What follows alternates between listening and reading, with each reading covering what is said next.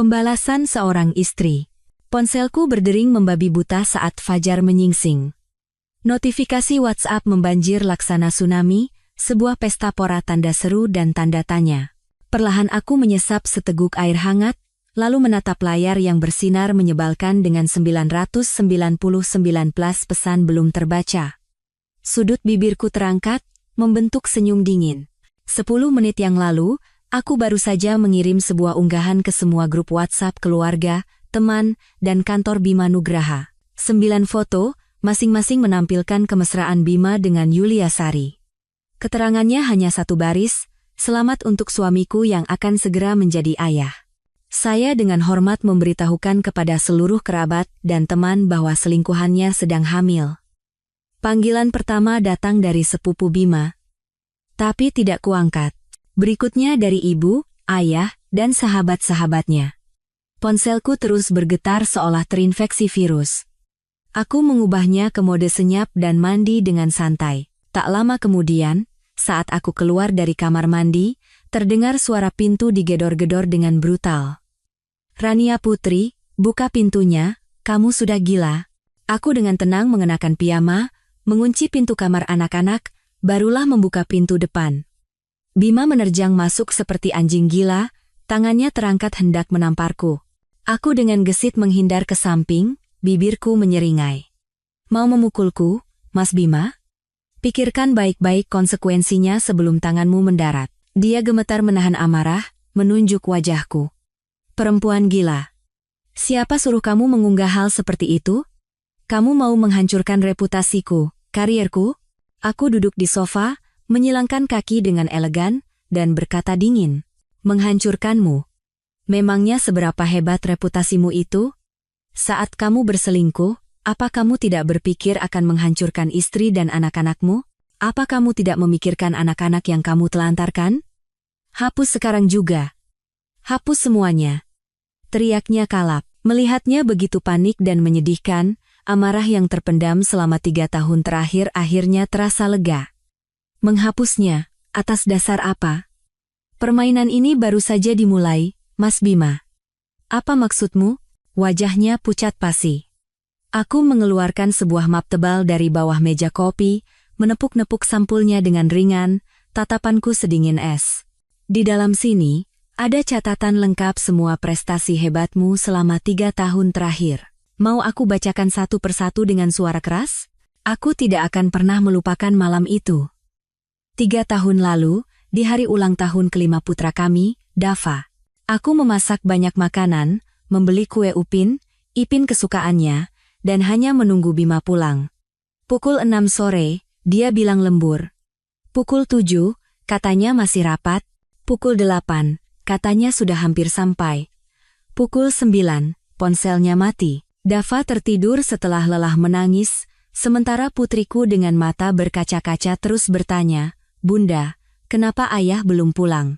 Setelah menidurkan anak-anak, aku membuka Instagram dan melihat unggahan dari rekan kerjanya. "Pak Bima malam ini royal sekali. Restoran bintang 5 di SCBD. Satu orang bisa habis 2 juta lebih."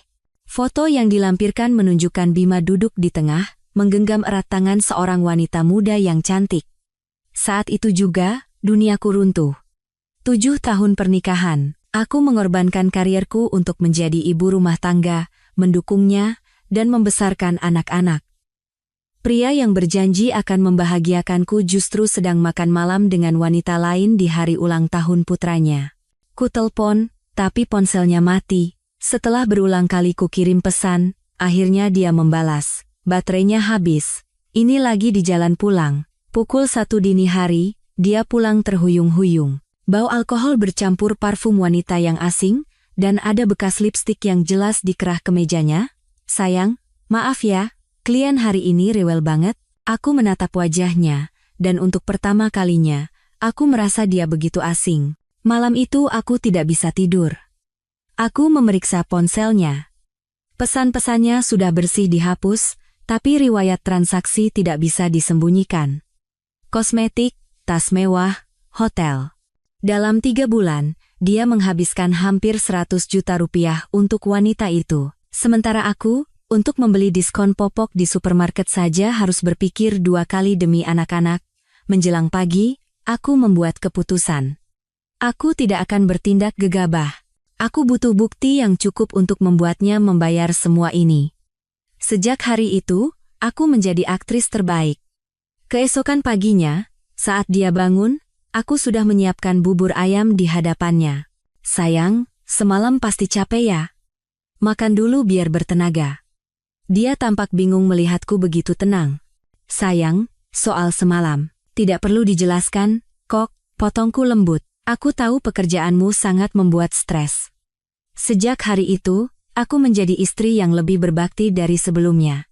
Setiap hari aku menyajikan lauk yang berbeda, menyiapkan makanan dengan sepenuh hati, dan rumah selalu bersih tanpa sebutir debu pun. Awalnya Bima tampak merasa bersalah, tapi melihatku seolah tidak terjadi apa-apa, kewaspadaannya mulai menurun. Perselingkuhannya menjadi semakin terang-terangan, dan dia pulang semakin larut, dan aku, diam-diam memulai rencanaku. Pertama, aku membuka rekening bank baru, dan mulai menabung secara diam-diam. Setiap kali belanja bulanan, aku sengaja menyimpan kembaliannya. Uang belanja yang dia berikan juga kucisihkan sedikit demi sedikit. Di saat yang sama, aku mulai belajar hukum.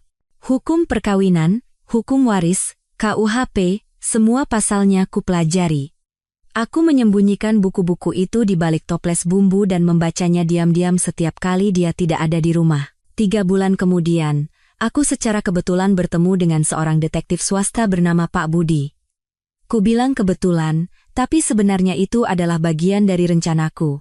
Pak Budi adalah pensiunan polisi veteran yang punya reputasi hebat di bidang ini.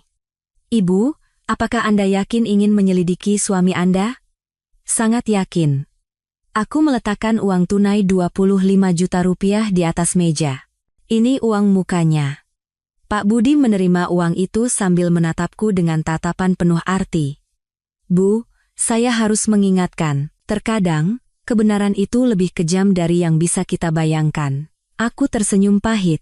Saya sudah siap mental, Pak. Sebulan kemudian, Pak Budi membawa laporan pertamanya. Foto-foto Bima memeluk Yuliasari saat keluar masuk hotel, pusat perbelanjaan, bioskop, bahkan klinik kandungan. Wanita itu benar-benar hamil, tanyaku.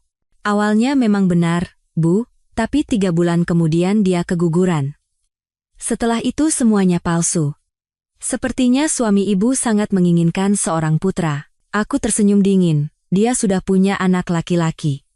Maksud ibu, putra Anda yang di rumah, bukan? Kataku sambil menekan setiap kata. Maksud saya, putranya yang disembunyikan di luar. Pak Budi tertegun. Ibu sudah tahu? Hanya dugaan. Tolong pastikan. 2 bulan kemudian, Pak Budi membawa berita yang lebih mengejutkan. Bu, dugaan Anda benar. Suami Anda punya seorang putra berusia 2 tahun lebih. Dia dirawat di sebuah villa di puncak. Tapi ada fakta yang lebih menarik lagi. Dia merendahkan suaranya dan mengeluarkan setumpuk foto. Di dalamnya, ayah mertuaku, Pak Hartono, sedang memeluk seorang wanita parubaya dan seorang pemuda berusia akhir 20-an di sebelahnya. Itu wanita simpanan dan anak haram mertua Anda. Anak itu 2 tahun lebih tua dari suami Anda. Aku menarik napas dalam-dalam. Keluarga ini benar-benar kumpulan orang hebat. Bisakah kita melakukan tes DNA? Bisa, Bu. Tapi kita butuh sampel. Tidak masalah. Uang bukan masalah. Selama beberapa hari berikutnya, di luar aku tetap mempertahankan citra istri teladan sambil mengumpulkan bukti seperti orang gila. Setiap kali Bima berselingkuh, setiap rupiah yang dia habiskan untuk wanita simpanannya, semuanya aku catat. Aku bahkan memasang pelacak GPS dan alat perekam di mobilnya. Setiap kata pengkhianatannya, setiap bukti yang tak terbantahkan. Aku mengisi penuh gudang amunisiku. Begitu Bima pergi dari rumah, ibunya, Dewi Laksmi, datang dengan wajah murka. Bahkan sebelum duduk, dia sudah menunjukku dan berteriak, "Rania Putri, dasar perempuan sial. Keluarga Nugraha salah apa punya menantu perusak sepertimu? Bima itu sudah susah payah menjamu klien di luar, bukannya kamu mengerti, malah berani-beraninya memfitnah. Aku tersenyum dingin, membuka galeri ponselku dan menunjukkan foto satu persatu. Bu, apakah menjamu klien di luar itu harus sampai menyewa kamar hotel? Harus membelikan tas mewah untuk wanita simpanan? Bukti pemesanan hotel, struk belanja, riwayat transfer, satu persatu bukti terpampang di depan matanya. Wajah Bu Dewi pucat pasi. Akhirnya, tak tahan lagi, dia berteriak, "Terus kenapa? Apa salahnya laki-laki main sedikit di luar sana? Sebagai istri, seharusnya kamu bisa memejamkan mata. Bima itu begitu hebat, wajar saja kalau banyak perempuan yang mendekat. Coba saja kamu bisa merawat suamimu dengan baik dan membuatnya puas, apa mungkin dia mencari perempuan lain di luar?" Aku terkejut dengan pola pikirnya, sejenak aku kehilangan kata-kata. "Jadi, ibu menyalahkan saya atas perselingkuhan putra Anda? Tentu saja salahmu." Hardik Bu Dewi seolah itu adalah hal yang paling masuk akal. "Lihat penampilanmu. Setiap hari hanya mengurus anak di rumah, tidak merawat diri, sudah seperti ibu-ibu kampungan. Bima itu setiap hari bertemu perempuan muda dan cantik, bagaimana mungkin kamu bisa dibandingkan dengan mereka?" Aku menarik napas dalam-dalam, mencoba menekan amarah yang meluap. "Kalau begitu, artinya ibu sudah tahu sejak lama kalau dia berselingkuh." Bu Dewi menghindari tatapanku. Aku tidak tahu apa yang kamu bicarakan." "Tidak tahu?" Aku tersenyum dingin dengan tatapan setajam silet. "Lalu, bagaimana dengan 3 miliar rupiah yang ibu bantu transfer untuknya tahun lalu?" Aku melemparkan setumpuk laporan transaksi bank ke atas meja. Setiap lembar kertas itu bagaikan pisau yang menguliti kebenaran. Di setiap transaksi ini, ada tanda tangan ibu. Wajahnya menjadi sepucat kertas. "Kakakmu. Dari mana kamu dapat ini? Apa ibu pikir pegawai bank itu bodoh? Uang sebesar itu berpindah tangan. Apa mungkin tidak meninggalkan jejak?" Aku mengangkat sudut bibirku dengan jijik. "Biar saya ingatkan, Bu, tindakan ini adalah penggelapan harta Gonogini dan itu jelas-jelas ilegal." Bu Dewi panik, suaranya bergetar. Aku hanya membantu putraku mengelola uangnya." "Mengelola? Dengan cara mentransfernya langsung ke rekening ibu?" Aku berdiri dan menatapnya tajam. "Bu, kalau sekarang ibu mengembalikan uang itu baik-baik, saya akan diam. Tapi kalau tidak, saya tidak punya pilihan selain melaporkan ibu atas penggelapan aset." "Berani kamu," bentaknya. "Lihat saja apakah saya berani atau tidak." Aku mengeluarkan ponselku, menatapnya dengan tatapan menantang. "Mau saya telepon polisi sekarang?" Nyalinya langsung ciut. Tangannya gemetar hebat. Dia mengeluarkan sebuah kartu ATM dari tasnya. Di sini ada 2 miliar. Yang 1 miliar lagi diinvestasikan di reksadana, baru bisa dicairkan bulan depan." Aku mengambil kartu itu, sudut bibirku terangkat. "Pinnya 6 angka 8. Ibu beruntung sekali ya." Aku tertawa dingin. "Sekarang ibu boleh pergi." "Rania, ibu tahu kamu masih marah." Suara Bu Dewi berubah menjadi sok ramah. "Tapi pikirkan anak-anak, jangan bercerai. Anak-anak butuh keluarga yang utuh." Aku menatapnya dengan tatapan tajam. "Keluarga utuh? Keluarga di mana ayahnya selingkuh dan neneknya membantu menggelapkan aset, apa itu yang namanya utuh? Bu, jangan pernah sebut kata keluarga di depan saya lagi." Pukul 10 pagi, bel pintu berbunyi. Dari kamera depan, kulihat seorang wanita berpakaian modis berdiri di depan pintu. Yulia Sari, 26 tahun, sekretaris Bima, dan piala emas yang dia simpan di luar. Saat kubuka pintu, dia masuk dengan angkuh, sambil memamerkan perutnya yang membuncit. "Kak Rania, salam kenal. Aku Yulia. Pasti sudah dengar ceritaku dari Mas Bima, kan?" Dia sengaja mengelus-elus perutnya, berkata dengan nada kemenangan. "Di sini ada anak Mas Bima." Aku dengan santai menuang teh, menyesapnya sekali, lalu membuka mulut. "Oh ya? Sudah berapa bulan?" 3 bulan. Dia mengeluarkan foto USG. "Dokter bilang anak laki-laki."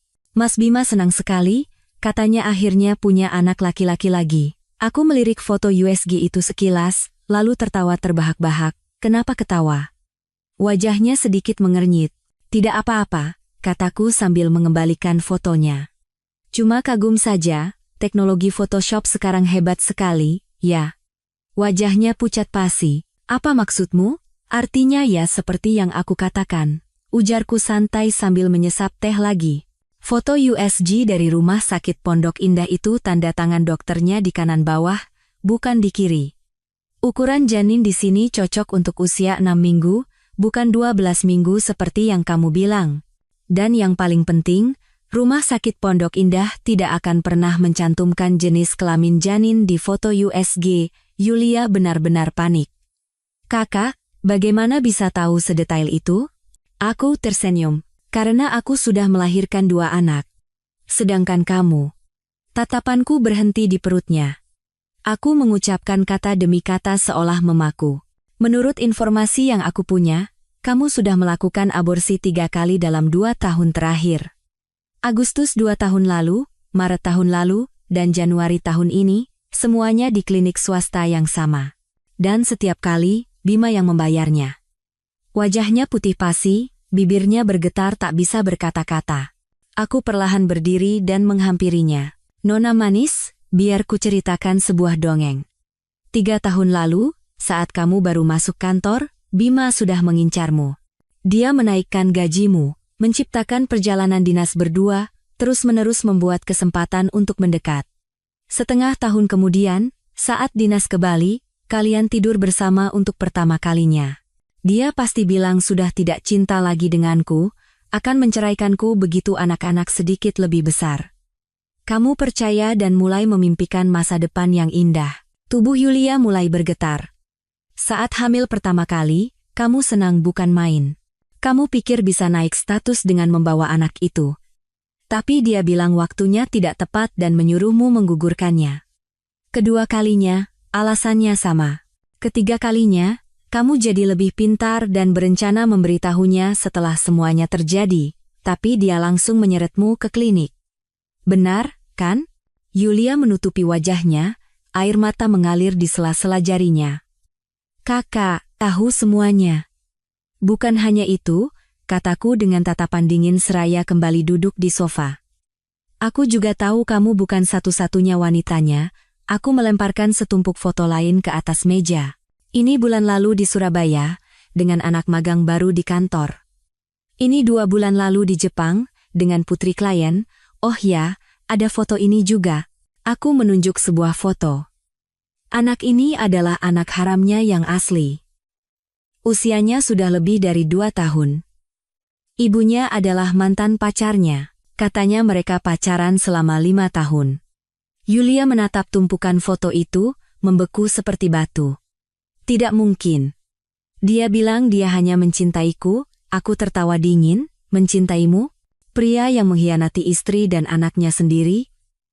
Atas dasar apa kamu percaya dia mencintaimu? Nona, kalau mau memanjat ke atas, setidaknya pakai otak. Trik murahan seperti pura-pura hamil mungkin bisa menipu Bima, tapi masih terlalu dini untuk menipuku. Dan ingat baik-baik, jangan pernah berani menginjakkan kaki di rumahku lagi. Pergi sekarang, sebelum aku menuntutmu karena masuk tanpa izin. Yulia berdiri dengan tatapan kosong, lalu berbalik di ambang pintu. Kak Rania, aku sungguh tidak tahu. Tidak tahu, potongku dengan suara setajam silet. Tidak tahu dia sudah menikah? Tidak tahu dia punya anak? Saat kamu menggodanya, sepertinya bukan itu yang kamu katakan. Aku membuka ponsel dan memutar sebuah rekaman suara. Dari speaker terdengar suara genit Yulia. Mas Bima, istrimu itu kampungan sekali. Mana mungkin dia bisa mengerti mas sebaik aku? Wajahnya menjadi putih. Ini rekaman setelah kalian tidur bersama pertama kali. Nona, berhenti berakting polos. Kalau sudah berani jadi pelakor, harus punya nyali juga untuk menanggung akibatnya. Sekarang, enyah. Setelah Yulia pergi dengan keadaan mengenaskan, aku menelepon Sinta Dewi. Sin, persiapannya sudah sampai mana? Di seberang telepon, suara Sinta terdengar penuh semangat. Tenang saja. Semua bukti yang diperlukan sudah kurapikan. Rania, kali ini kita harus benar-benar menenggelamkan bajingan itu. Sinta adalah teman kuliahku dan sekarang menjadi pengacara perceraian terbaik di kota ini. Selama 3 tahun terakhir, dia diam-diam membantuku mengumpulkan bukti dan mempersiapkan perang perceraian ini. Sore harinya, kami bertemu di kantor hukumnya. Di atas meja, tumpukan dokumen dan foto menggunung. Ini semua bukti perselingkuhan Bima, kata Sinta menunjuk tumpukan dokumen pertama. Total ada 127 catatan menginap di hotel. Setiap kali videonya dari CCTV sudah kita amankan. Ini penggelapan aset. Selama 3 tahun terakhir, dia menggelapkan setidaknya 3 miliar rupiah dari harta bersama dalam berbagai bentuk. 2 miliar atas nama ibunya, 500 juta ke sepupunya, sisanya untuk Yulia. Aku mengambil selembar foto. Bima sedang menggendong seorang anak laki-laki kecil. Ini laporan tes DNA anak itu. Sinta menyerahkan dokumen kepadaku. Probabilitas 99,99%. Tidak salah lagi. Anak itu berusia lebih dari 2 tahun, tinggal di sebuah villa di puncak. Akta kelahirannya terdaftar atas nama sepupu Yulia. Dia bukan hanya selingkuh, tapi juga punya anak haram. Tanganku sedikit bergetar. Bukan karena amarah, tapi karena rasa jijik yang meresap hingga ke tulang. Bagaimana bisa pria ini begitu hina? Ada yang lebih mengejutkan lagi. Sinta tersenyum penuh arti, tatapannya tajam. Ingat yang kamu minta aku selidiki? Dia mengeluarkan sebuah USB. Di dalamnya ada semua catatan kejahatan yang Bima lakukan di perusahaan. Penggelapan dana, menerima suap, gratifikasi. Total nilainya lebih dari 5 miliar. Aku mengerutkan kening, menunjuk sebuah nama di dokumen. Siapa orang ini? Ah, itu Pak Indra, Direktur Keuangan perusahaan. Mereka seperti kakak adik. Mereka berdua berkomplot dan menghasilkan banyak uang kotor selama beberapa tahun terakhir. Yang menarik adalah, istrinya terkenal sangat pencemburu. Bayangkan kalau dia tahu suaminya membantu mentransfer uang untuk Bima memelihara simpanannya. Aku langsung mengerti. Itu celahnya. Tepat, Sinta mengangguk, matanya berbinar. Aku sudah membuat janji bertemu dengan wanita itu besok. Rania, sekarang saatnya serangan balik. Aku menatap tumpukan bukti di atas meja. Hasil dari 3 tahun kesabaran dan penderitaan. Setiap lembar foto, setiap tumpukan dokumen, adalah belati yang akan menusuk jantung Bima. Sin, aku punya satu kartu truf lagi. Aku mengeluarkan sebuah amplop dari tasku. Aku tidak mau menggunakannya kecuali ini benar-benar saat terakhir. Sinta menerima amplop itu, membukanya, dan matanya terbelalak. Astaga, Rania. Jangan bilang kamu, aku tersenyum tipis. Rumput liar harus dicabut sampai ke akarnya. Bima menghancurkan keluargaku, jadi aku akan menghancurkan segalanya yang dia miliki. Keesokan paginya, istri Direktur Keuangan, Ibu Rina, datang sesuai janji. Dia adalah wanita parubaya yang berpakaian mewah. Begitu masuk, dia langsung berseru, "Bu pengacara, apa semua yang Anda katakan itu benar?" Sinta menuangkan air dan mempersilakannya duduk. "Bu Rina, jangan terburu-buru, silakan duduk dulu. Kita bicarakan pelan-pelan." Aku duduk di sebelahnya, mengamati Ibu Rina dengan saksama. Menurut Sinta, dia terkenal sebagai singa betina yang mengawasi suaminya dengan ketat. Aku sudah tahu si Bima itu bukan orang baik, geram Ibu Rina. Setiap hari mengajak suamiku main-main di luar. Aku tersenyum pada waktu yang tepat. Bu Rina, sebenarnya bukan hanya main-main. Mereka juga melakukan hal yang jauh lebih serius bersama. Aku mendorong setumpuk dokumen ke hadapannya. Apa ini? Begitu dia mengambil dokumen itu, raut wajahnya berubah. 500 juta? Ini hanya sebagian dari uang yang suami Anda bantu gelapkan untuk Bima. Semuanya dipakai untuk membiayai simpanannya. Apa? Ibu Rina berdiri tegak dan menggebrak meja. Dasar tua bangka kurang ajar. Bu Rina, ada yang lebih parah lagi, tambah Sinta sambil mendorong dokumen lain. Tahu apa yang suami Anda dan Bima lakukan di perusahaan? Semakin banyak yang dibaca, wajah Ibu Rina semakin pucat. Kalau masalah ini terbongkar, apa mereka bisa masuk penjara? Minimal 3 tahun, kalau parah bisa 10 tahun. Tergantung sikap kooperatifnya nanti, jawab Sinta santai. Ibu Rina terdiam cukup lama, lalu mengangkat kepala. Matanya berkobar. Kalian berdua menemuiku, pasti ada maunya, kan? Aku dan Sinta bertukar pandang, lalu aku yang membuka suara. Bu Rina, kami berharap ibu mau bekerja sama. Hal ini juga akan menguntungkan ibu. Untung apa? Pertama, ibu bisa bercerai sebelum semuanya meledak dan mengamankan aset. Kedua, jika ibu menjadi pelapor, hukuman suami ibu bisa diringankan. Ketiga, aku berhenti sejenak, lalu berkata dengan nada penuh arti, kami akan memberikan uang terima kasih sebagai apresiasi. Mata Ibu Rina berbinar. Berapa? 500 juta. Setuju, katanya sambil menggebrak meja. Aku harus segera pulang dan membereskan tua bangka itu. Melihat punggung Ibu Rina yang pergi dengan marah, Sinta tidak bisa menahan tawa. Rania, caramu ini benar-benar hebat. Ini namanya politik adu domba. Aku tersenyum tipis, suaraku dingin. Bima pasti berpikir teman-temannya akan selalu membelanya. Tapi dia tidak tahu, di hadapan keuntungan, persahabatan itu hanya lelucon. Menjelang malam, Bima mulai menggerakkan semua koneksinya. Pertama, telepon datang dari ibuku. Rania, tadi Bima datang ke rumah. Dia berlutut minta maaf. Katanya itu hanya hilaf sesaat. Bu, dia kasih ibu uang berapa?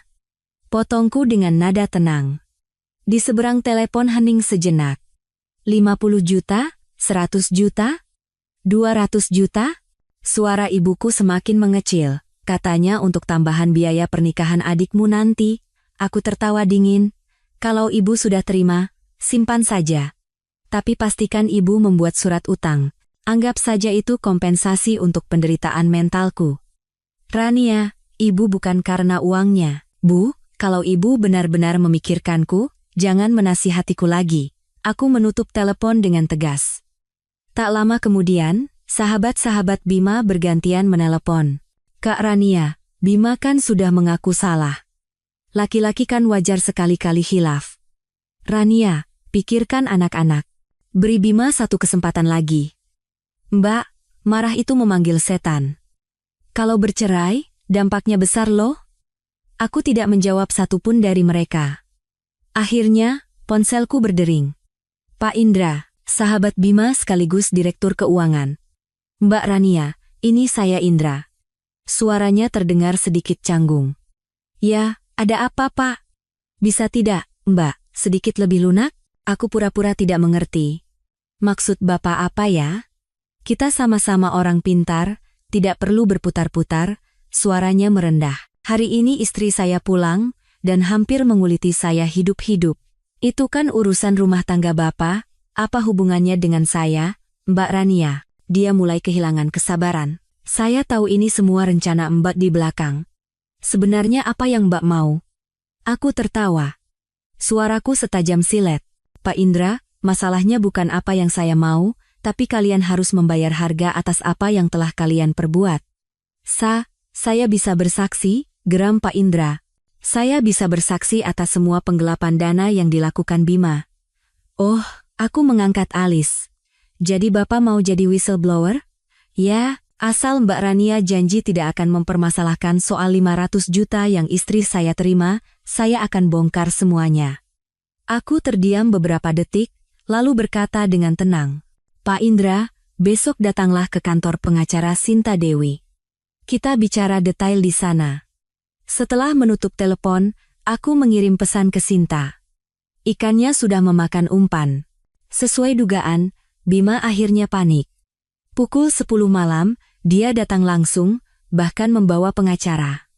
Pengacaranya membetulkan kacamata dan membuka suara. Ibu Rania Putri, klien saya bersedia menyetujui perceraian dengan syarat tidak ada pembagian harta, dan beliau hanya menuntut hak asuh anak. Aku tersenyum dan bersandar dengan elegan di kursi. Maaf, anak-anak juga milik saya. Suara pengacara itu menegang. Ibu Rania, Anda harus berpikir baik-baik. Dengan kondisi ekonomi Anda saat ini, sulit untuk mendapatkan hak asuh anak di pengadilan. Lagi pula, dia menatapku penuh arti, tindakan menyebarkan informasi pribadi, bisa dianggap sebagai bukti ketidakstabilan mental. Bima yang berdiri di sampingnya menimpali dengan suara sok ramah. Rania, aku tidak mau menyakitimu. Hapus saja unggahan-unggahan itu dan setujui perceraian. Aku jamin uang tunjangan anak akan lebih dari cukup. Kalau kamu terus memperbesar masalah ini, nanti kamu tidak akan dapat apa-apa. Aku tertawa terbahak-bahak, lalu berdiri dan berjalan tepat di hadapannya. Kamu mengancamku, Bima? Kamu lupa apa lagi yang ada di tanganku? Dia terdiam, wajahnya menegang. Apa maksudmu? Aku mengeluarkan ponsel dan memutar sebuah video. Lalu berkata dengan santai, video ini, mau aku kirim ke tim audit perusahaan? Di dalam video, Bima sedang minum-minum dengan seorang pemasok, membahas jumlah suap, nominalnya disebutkan dengan jelas. Wajah Bima sepucat kertas. Kamu dapat dari mana ini? Aku menyimpan ponselku, sudut bibirku terangkat. Tebak saja sendiri, Bima, kamu masih terlalu hijau untuk bermain denganku. Rania Putri. Teriaknya dengan mata merah. Kamu pikir kamu sudah menang? Pengalamanku di dunia bisnis ini bukan omong kosong. Percaya tidak, aku bisa membuatmu tidak bisa hidup di kota ini? Aku menatapnya dengan tatapan sedingin es. Kalau begitu, apa kamu percaya aku bisa langsung menjebloskanmu ke penjara sekarang juga? Tepat saat itu, bel pintu berbunyi. Saat kubuka, 2 orang berseragam berdiri di sana. Salah satunya menunjukkan kartu identitas. Permisi, apa benar ini kediaman Bapak Bima Nugraha? Kami dari Komisi Pemberantasan Korupsi. Mohon kerjasamanya untuk penyelidikan. Wajah Bima putih pasi, kakinya lemas. Kamu yang lapor? Aku mengangkat bahu. Bukan aku, tapi kakak baikmu, Pak Indra. Beliau sudah mengakui semua perbuatan kalian selama beberapa tahun terakhir. Buku besar penggelapan dana, daftar penerima suap, oh ya, termasuk informasi rekeningmu di luar negeri. Bima kehilangan seluruh kekuatannya dan terduduk lemas di sofa. Aku melipat tangan dan berkata dengan nada menghina. Sekarang, Anda dan pengacara Anda, silakan enyah dari rumah saya. Keesokan harinya, Bima dalam keputusasaannya mulai bertindak gila. Pagi-pagi sekali, dia datang membawa beberapa satpam kantor untuk merebut anak-anak. Ayah. Putriku hendak berlari menghampirinya dengan gembira. Aku menariknya dan berkata dengan tegas, sayang, ayah sekarang bersama orang-orang jahat, jangan dekat-dekat. Bima menerjang hendak merebut anakku. Dia putriku. Aku dengan tenang menekan 110. Halo? Kantor polisi? Suami saya membawa orang untuk menyerbu rumah saya dan mencoba merebut anak saya. Selagi dia terpaku, aku dengan cepat mendorong anak-anak ke kamar dan mengunci pintunya. Rania, buka pintunya. Serahkan anak-anak. Bima menggedor pintu seperti orang gila, dibantu oleh para satpam. Aku merekam adegan itu dan langsung mengirimkannya ke grup WhatsApp keluarga. Lihatlah semuanya. Inilah wajah asli Bima Nugraha. Tak lama kemudian, polisi tiba. Pak polisi, ini rumah saya, teriak Bima. Saya datang ke rumah saya sendiri untuk melihat anak-anak, apa yang salah? Aku menunjukkan sertifikat rumah. Maaf, rumah ini atas nama saya. Sekarang, orang ini telah masuk tanpa izin dan membawa orang untuk merusak properti. Mohon ditindak. Polisi memeriksa tempat kejadian dan video di ponselku. Semuanya, silakan ikut kami ke kantor untuk memberikan keterangan. Saat digiring, Bima menatapku tajam. Rania Putri, kamu pasti akan menyesal. Sore harinya, dia melancarkan serangan balasan baru. Dia menyewa orang untuk menyebarkan berita bohong di internet, menyebutku sebagai pasien paranoid yang penuh delusi. Dikatakan aku sering menyiksa anak-anak, mental tidak stabil, bahkan mengunggah foto editan di mana aku sedang memukul anak-anak. Opini publik bergejolak, dan orang-orang yang tidak tahu kebenarannya mulai menghujatku. Ponselku tidak berhenti berdering dengan pesan-pesan hinaan, tapi aku sama sekali tidak takut. Semakin Bima mengamuk, itu adalah bukti bahwa dia sangat ketakutan. Benar saja. Malam itu, seseorang dari perusahaannya datang. Ibu Rania, saya kepala tim audit dari perusahaan Pak Bima. Ada laporan bahwa beliau terlibat kejahatan ekonomi, kami mohon kerjasamanya untuk penyelidikan. Aku tersenyum dan memberinya sebuah USB. Semuanya ada di sini. Silakan digunakan. Dia menerima USB itu, ekspresinya menjadi serius. Ibu Rania, apa semua bukti ini benar? Aku menjawab dengan tatapan mantap. Ya. Setiap item, setiap transaksi, bisa dicocokkan. Jika perlu, saya juga bisa menyediakan saksi. Dia mengangguk. Kami akan menyelidikinya secara menyeluruh. Sebelum pergi, dia menoleh ke arahku dan berkata dengan tatapan kagum. Ibu Rania, Anda benar-benar wanita yang berani. Aku menyesap teh dengan santai, sudut bibirku terangkat, bukan berani, hanya terpojok. Malam itu, Bima secara resmi dinonaktifkan dari jabatannya. Dia meneleponku puluhan kali seperti orang gila, tapi tidak satu pun kuangkat. Akhirnya, dia mengirim pesan. Rania, kamu telah menghancurkan segalanya yang aku miliki. Aku membalas dengan 4 kata. Ini baru permulaan. Sidang perceraian digelar sesuai jadwal. Bima menyewa tim pengacara termahal di kota ini. Semuanya berpakaian necis dengan ekspresi serius, tampak sangat percaya diri. Di pihakku, hanya ada Sinta. Di luar pengadilan, para wartawan sudah berkumpul sejak pagi. Kasus ini sudah menjadi kontroversi besar di internet dan menarik perhatian publik. Penggugat, silakan sampaikan tuntutan Anda, suara hakim bergema. Aku berdiri dan berkata dengan suara jelas. Saya menuntut cerai, dan pada saat yang sama, menuntut agar tergugat pergi dengan tangan hampa, serta hak asuh anak jatuh ke tangan saya. Pengacara Bima langsung membantah, Yang Mulia, kami meyakini bahwa penggugat memiliki masalah kejiwaan dan tidak layak untuk mengasuh anak. Kami punya bukti bahwa penggugat, karena delusinya, telah berulang kali menyebarkan berita bohong dan menyerang klien kami secara publik. Mereka menyerahkan berbagai macam bukti. Tangkapan layar dari unggahanku di internet, beberapa video yang diedit secara kasar. Sinta berdiri dengan tenang. Yang Mulia, pihak kami meminta agar keaslian bukti-bukti tersebut diverifikasi. Pada saat yang sama, kami akan menyerahkan serangkaian bukti mengenai perselingkuhan, penggelapan aset, dan keberadaan anak haram dari pihak tergugat. Tumpukan dokumen tebal diletakkan di meja hakim. Setiap lembar kertas bagaikan pisau tajam, sumbernya jelas, dan tidak ada detail yang bisa disangkal. Ini adalah catatan menginap tergugat di hotel. Total 127 kali. Ini adalah riwayat transfer selama 3 tahun terakhir, di mana tergugat mengirimkan lebih dari 2 miliar rupiah kepada pihak ketiga. Ini adalah laporan tes DNA yang memastikan keberadaan anak haram tergugat. Dan ini adalah laporan transaksi bank yang membuktikan tergugat telah secara sepihak menjual aset bersama. Wajah Bima semakin pucat. Pengacaranya melakukan pembelaan terakhir. Meskipun tergugat memiliki kesalahan, penggugat adalah seorang ibu rumah tangga tanpa penghasilan tetap, sehingga tidak memenuhi syarat untuk mengasuh anak. Aku mengangkat tangan, Yang Mulia, saya ingin mengajukan bukti tambahan. Penggugat, silakan. Aku menyerahkan setumpuk dokumen. Ini adalah bukti kepemilikan aset atas nama saya. 3 unit apartemen, tabungan senilai 20 miliar rupiah, dan penghasilan investasi sebesar 500 juta per bulan.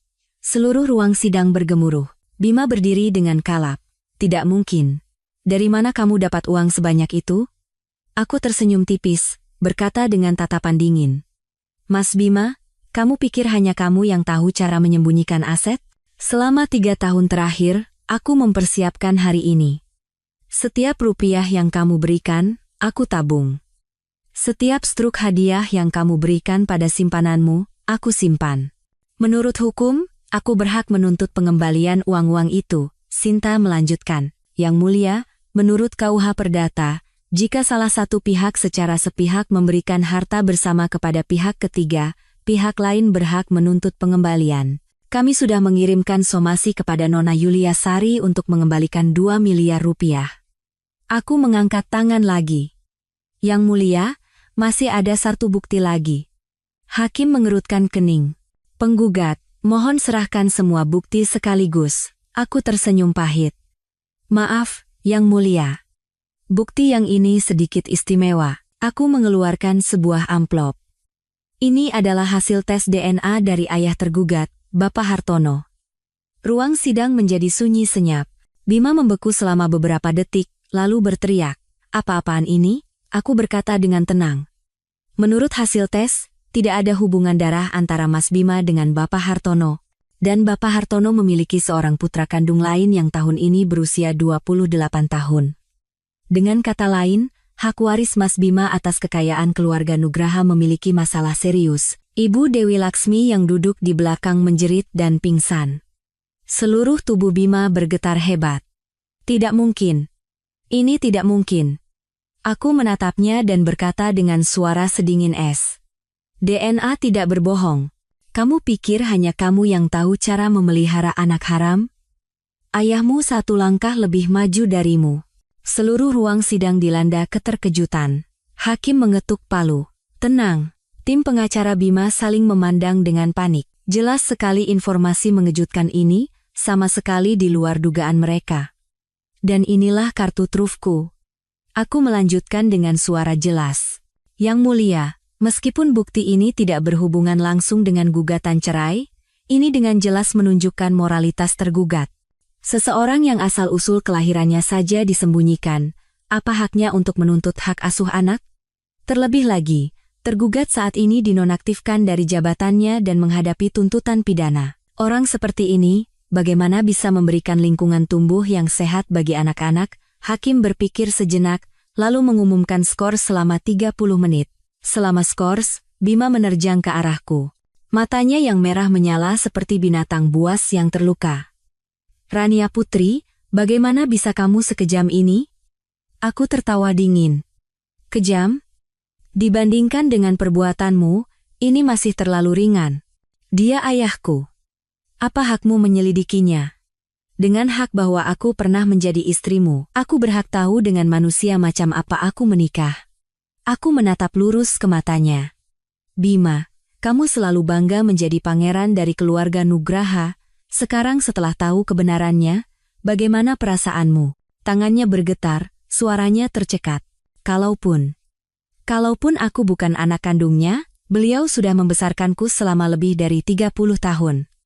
Benar. Membesarkan selama lebih dari 30 tahun. Anak orang lain, kataku sengaja menekan setiap kata. Coba pikirkan, setelah tahu kebenarannya, apa beliau akan menyerahkan perusahaan kepadamu? Atau kepada putra kandungnya? Wajah Bima sepucat mayat. Tepat saat itu, ponselnya berdering. "Bapak Hartono." Dia menjawab telepon dengan tangan gemetar. Dari seberang telepon, terdengar raungan marah.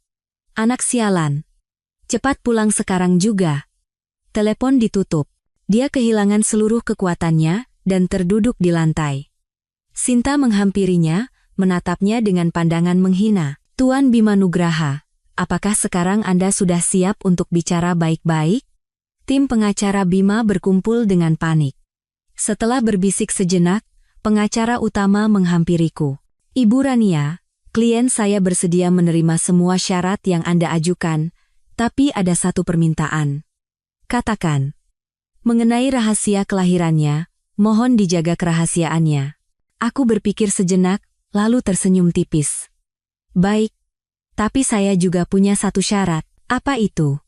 "Bima harus menulis surat penyesalan, mengakui semua kesalahannya, mempublikasikan permintaan maaf di internet, dan mengklarifikasi semua berita bohong yang sebelumnya dia sebarkan tentang saya."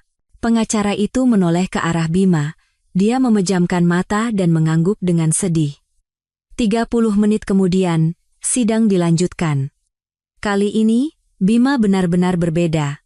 Dia menundukkan kepala dan berkata dengan suara serak, "Saya setuju untuk bercerai dan menerima semua tuntutan penggugat." Hakim menatapnya. "Tergugat, apakah Anda mengonfirmasi bahwa Anda melepaskan semua harta dan hak asuh anak?" "Saya konfirmasi." Suaranya hampir tak terdengar. "Saya telah bersalah kepada istri dan anak-anak saya. Saya mengakui perselingkuhan saya, penjualan aset sepihak, dan keberadaan anak haram saya. Untuk sedikit menebus luka yang saya sebabkan, saya menerima untuk pergi dengan tangan hampa." Akhirnya, di bawah semua tekanan, Bima menandatangani surat cerai. Rumah, mobil, tabungan, semuanya menjadi milikku.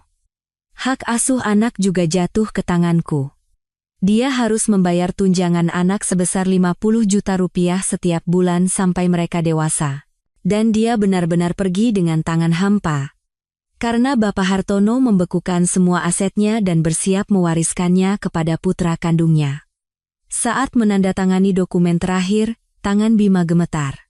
"Rania, kamu menghancurkanku, bukan? Kamu yang menghancurkan dirimu sendiri," kataku sambil memegang surat perjanjian itu. Suaraku tenang namun sedingin es. "Kamu seharusnya bersyukur. Aku hanya membuatmu bangkrut, tidak menenggelamkanmu di masyarakat." Aku memiringkan kepala dan tersenyum tipis. "Oh, dan soal kasus kejahatan ekonomi itu, perusahaan akan terus menyelidikinya. Semoga beruntung." 3 hari setelah perceraian, Bima secara resmi ditahan. Tuduhannya adalah penggelapan dana dan suap komersial, dengan total nilai lebih dari 5 miliar rupiah. Pak Indra, yang berperan sebagai whistleblower, menyerahkan semua bukti terperinci. Teman-teman dekat Bima, karena takut terseret, segera memutuskan hubungan.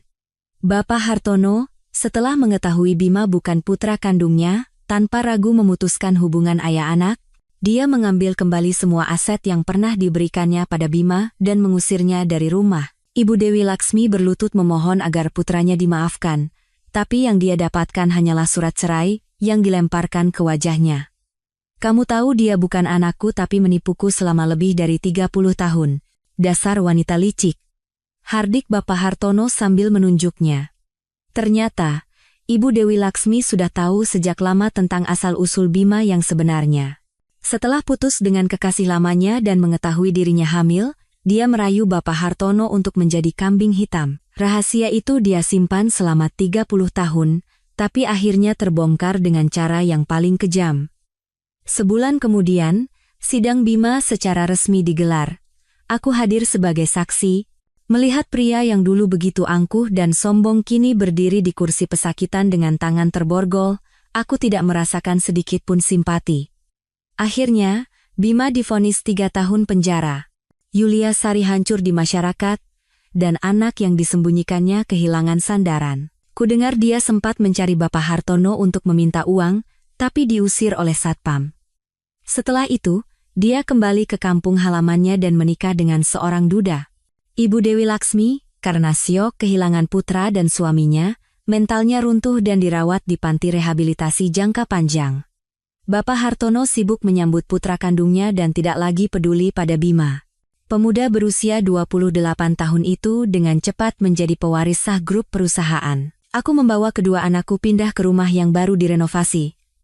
Sebuah apartemen di kompleks perumahan yang tenang, dekat dengan sekolah, dan lingkungannya bagus. Tempat yang sangat cocok untuk memulai hidup baru. Di hari pindahan, banyak teman yang datang membantu. Di antaranya adalah detektif swasta yang menemaniku selama 3 tahun terakhir, Pak Budi. "Selamat atas kehidupan baru Anda, Bu," kata Pak Budi dengan tulus. "Terima kasih, Pak Budi," jawabku tulus. "Tanpa Bapak, saya tidak akan bisa mengumpulkan semua bukti itu." Pak Budi melambaikan tangan. "Itu hanya pekerjaan saya, Bu. Tapi ada satu hal yang selalu membuat saya penasaran." "Apa itu? Bagaimana Ibu bisa terpikir untuk menyelidiki Bapak Hartono?" Aku tersenyum, insting seorang wanita. Saat pertama kali bertemu beliau, saya merasa beliau sama sekali tidak mirip dengan Bima.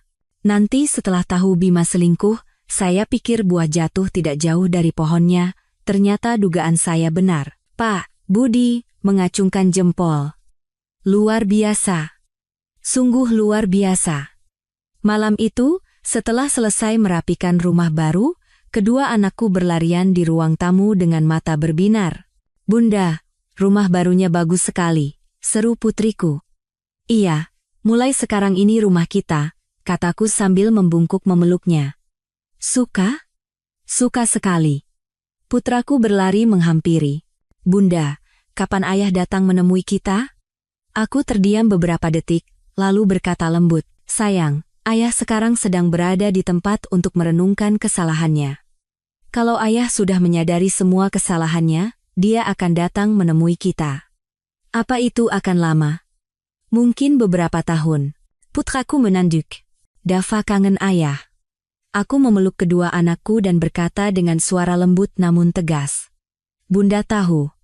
Tapi, anak-anakku, ada beberapa hal yang jika salah, harus dibayar. Sekarang ayah sedang dihukum karena perbuatannya. Tapi apapun yang terjadi, Bunda akan selalu ada di samping kalian. Mengerti? Kedua anakku mengangguk pelan.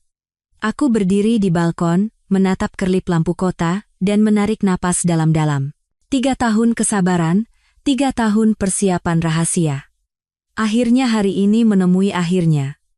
Mungkin ada yang akan menyebutku kejam, ada yang akan menyebutku tidak punya perasaan, tapi hanya aku yang tahu. Di malam-malam tanpa tidur yang tak terhitung jumlahnya, seberapa keras aku mengertakkan gigi untuk bertahan.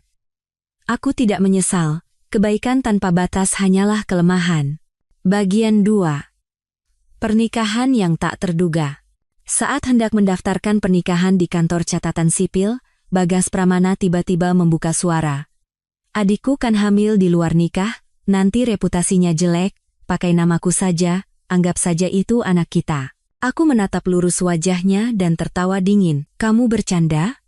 Melihatku tidak langsung mengangguk seperti biasanya, wajah Bagas langsung menegang, suaranya sedingin es. Kapan kamu setuju? Baru kita daftar. Selesai bicara, dia berbalik pergi, meninggalkanku sendirian seperti orang bodoh di depan kantor catatan sipil. Ini adalah ketiga kalinya pendaftaran pernikahan kami batal, dan penyebabnya selalu adik kesayangannya itu. Apa dia pikir aku akan terus menunggunya di sana seperti orang bodoh? Aku menunduk dan melirik status baru yang dia unggah di media sosialnya. Wanita yang paling kucintai akan menikah dengan pria lain. Hatiku sakit sekali. Aku mengangkat sudut bibirku dan mengetik satu baris. Mau daftar nikah? Aku tunggu di kantor catatan sipil sekarang. Kurang dari 15 menit, Arya Wiguna datang mengendarai mobilnya secepat angin. Kamu benar-benar mau daftar nikah denganku? Matanya bersinar dengan campuran keterkejutan dan kebahagiaan. Aku tersenyum pahit. Jangan banyak omong, bawa KTP? Arya bergumam. Aku meninggalkan kontrak 4 miliar rupiah untuk lari ke sini, masa bertanya satu kali saja tidak boleh. Tapi saat memegang akta nikah di tangannya, dia tidak bisa melepaskan pandangannya. Aku benar-benar menikah denganmu. Kamu benar-benar istriku. Setelah itu, dia bilang harus kembali untuk menandatangani kontrak, merasa bersalah, dan menyuruhku pulang naik taksi. Saat aku menunggu taksi di pinggir jalan, Bagas datang menjemputku bersama adiknya. Aku menepuk ringan tas berisi akta nikahku, lalu membuka pintu mobil dengan dingin. Nih, kotak yang dia berikan berisi syal sutra murahan. Benar-benar gaya Bagas. Setiap kali membuatku marah, dia akan melemparkan hadiah murahan seperti ini lalu berpura-pura tidak terjadi apa-apa. Adiknya, Siska, melirik kotak hadiah itu dan mencibir. Cuma bonus dari beli tas, kan? Sama saja seperti sampah. Aku pura-pura tidak melihat dan menyingkirkan kotak itu. Siska menatapku dengan senyum mengejek. Kamu pikir aku bodoh, ya? Memangnya mau kemana? Tanyaku acuh tak acuh. Bagas merendahkan suaranya, menatap adiknya dengan penuh kasih. Mengambil hadiah untuk kakek. Aku teringat hari ini adalah ulang tahun ke-80 kakeknya. Aku sudah janji akan datang untuk memberi selamat. Harus pergi. Anggap saja ini ucapan selamat tinggal terakhir. Melalui kaca spion, Bagas melirikku dan jarang-jarang menjelaskan. Dian, jangan salah paham. Adikku hamil di luar nikah, kan mudah jadi gunjingan orang. Kalau anak itu masuk ke kartu keluarga kita, nanti dia akan lebih mudah menikah. Aku tersenyum pahit dan berkata dengan suara dingin, benar. Hamil di luar nikah memang tidak bagus. Pacar saja tidak punya, jadi kalau orang bilang dia murahan juga tidak bisa menyalahkan. Memang paling pas masuk ke kartu keluargamu. Mendengar itu, wajah Siska pucat pasi, gemetar hendak membantah. Bukan ke kartu keluargaku, tapi ke kartu keluargaku dan kamu, sela Bagas, menatapku dengan penuh harap. Aku tertawa dingin, mengucapkan kata demi kata setajam silet. Kalau aku tidak setuju, wajahnya langsung menegang. Kalau kamu tidak setuju, ya kita putus. Aku mengangguk tanpa ragu sedikit pun. Oke. Wajahnya sejenak melunak. Mungkin dia pikir aku setuju memasukkan anak itu ke kartu keluarga kami? Sayangnya, dia lupa bahwa oke yang kukatakan adalah setuju untuk putus. Dia bahkan tersenyum palsu dan berkata, "Nah, Dian, kalau dari awal kamu nurut begini, kita pasti sudah selesai daftar nikah dari tadi." Aku merasa tidak ada gunanya menjawab dan hanya dia menatap pemandangan yang berlalu cepat di luar jendela. Seolah-olah perasaan 3 tahun kami berlalu begitu saja dari tanganku dengan kecepatan yang sama. Adiknya seumuran dengan Bagas, seorang putri angkat kakeknya. Selama beberapa tahun terakhir, dia adalah duri dalam hubungan kami. Saat kencan, dia ikut. Saat makan, dia ada. Di rumah yang kami tinggali bersama, ada kamar khusus untuknya. Aku pernah mengeluh, tapi Bagas selalu mengabaikannya. Dia adikku. Apalagi yang kamu pikirkan? Dia tumbuh bersama Siska, perasaannya sangat dalam. Setiap kali mendengar itu, aku harus menelan penghinaan dalam diam. Sayangnya, adiknya tidak tahu diri dan selalu berusaha masuk di antara kami, bersikap sangat mesra. Seolah-olah takut dunia tidak tahu bahwa dia adalah orang terpenting di hatinya. Saat mereka turun dari mobil untuk mengambil hadiah, adiknya sengaja menggandeng lengannya dan tersenyum penuh kemenangan. Dari belakang, mereka tampak seperti sepasang kekasih, sementara aku hanya duduk sendirian di dalam mobil seperti orang asing yang tersesat. Selama 3 tahun terakhir, selalu seperti ini, aku seolah menjadi pihak ketiga yang mengganggu hubungan mereka. Tapi aku sudah mengejarnya selama 2 tahun untuk bisa mendapatkannya, aku tidak bisa menyerah begitu saja. Dia juga tahu aku berpikir begitu, makanya dia berani meninggalkanku di kantor catatan sipil berkali-kali. Tenggelam dalam kenangan pahit, teleponku berdering.